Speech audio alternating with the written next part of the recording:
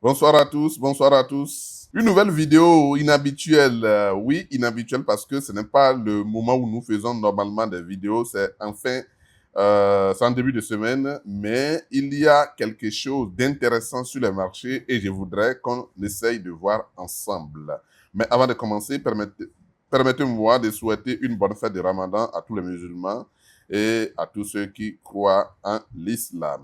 Alors, nous allons voir rapidement un élément très intéressant sur US 500. Comme on l'a dit en début de semaine, US 500 est en train de venir sur notre zone de TP numéro 2, puisqu'on avait pris un TP ici et on a dit, dès qu'il franchit 6580, on renforçait la position pour venir prendre un deuxième TP au niveau de la zone de 6500.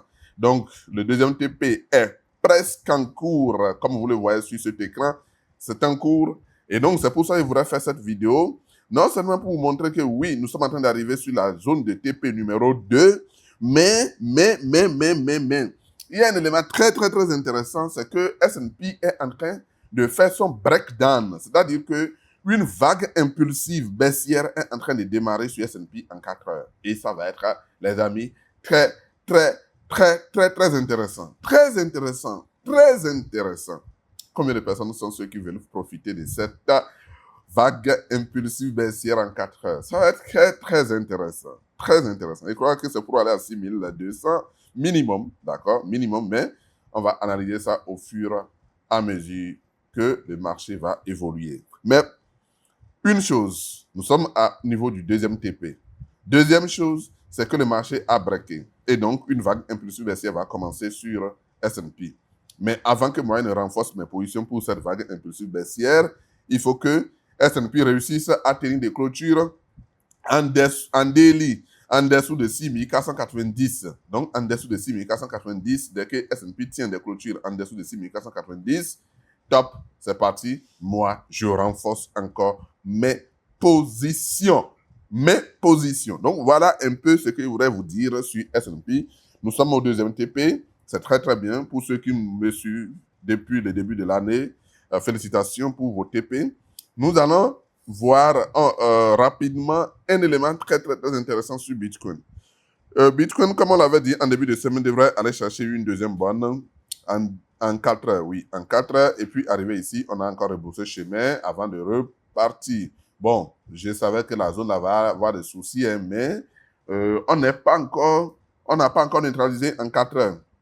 Donc, qu'est-ce que je veux faire? Moi, je veux renforcer encore quelques positions à partir d'ici, position d'achat, bien sûr. À partir d'ici, ceci n'est pas un conseil en investissement. Si vous nous suivez, tout ce que nous disons dans cette vidéo ne constitue en aucun cas un conseil en investissement.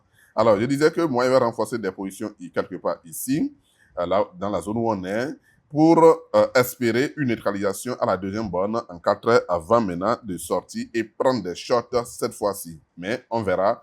Je souhaite que tout ça arrive avant le dimanche, pour qu'on puisse avoir la neutralisation et la semaine prochaine, la chute de S&P. Si S&P doit continuer sa chute, eh bien, le Bitcoin va profiter maintenant et suivre la chute de S&P une fois de bon.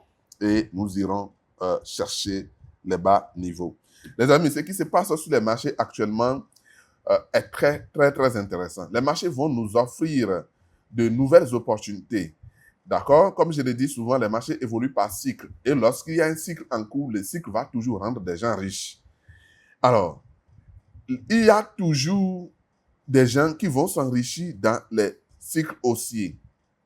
Mais ceux qui vont malheureusement entrer au niveau des sommets des marchés vont toujours détester les marchés. Et c'est pour ça que je dis, oui, c'est vrai, il faut investir dans la bourse, mais il faut savoir à quel moment il faut investir dans la bourse. Si vous êtes du genre à suivre les influenceurs sur YouTube, à suivre les amis qui vont dire, je pense que moi j'ai gagné de l'argent et il faut faire comme moi, il faut acheter, Non. Il a gagné de l'argent parce que il a eu la chance de tomber au bon moment et il a acheté au bon moment. Mais la chance ne sourit toujours pas comme ça. C'est pour ça qu'il faut savoir à quel moment précis il faut entrer dans les marchés et ne pas se permettre de lancer des achats dans les marchés comme on veut. Une dernière chose, nous allons revenir sur tout ça en début de semaine, hein, c'est-à-dire le dimanche soir et vous aurez ça le lundi matin. C'est les matières premières, l'oil, l'argent, oui, qui sont venus dans les zones que nous sommes en train d'espérer. Pour moi, l'homme, ce n'est pas totalement encore trop propre, mais on va en parler le dimanche soir. De même que l'argent, ce n'est pas encore top. Bon, l'argent peut-être, oui, mais le cycle n'est pas encore totalement terminé. Mais on verra tout ça le dimanche soir et vous aurez ça en début de semaine. Voilà, donc 2 éléments ou 3 éléments sur lesquels je voudrais attirer votre attention dans cette vidéo. La première, le premier élément, c'est que S&P est arrivé sur notre deuxième TP, d'accord? Le deuxième élément, c'est qu'il a breaké et une vague impulsive baissière va s'installer en 4 heures. Et le troisième élément, c'est que Bitcoin, j'envisage renforcer encore des positions sur Bitcoin dans la zone ici pour aller sortir à la neutralisation en 4 heures. Voilà. Donc, merci beaucoup et bon week-end. Bonne fête, bonne suite des fêtes aux musulmans.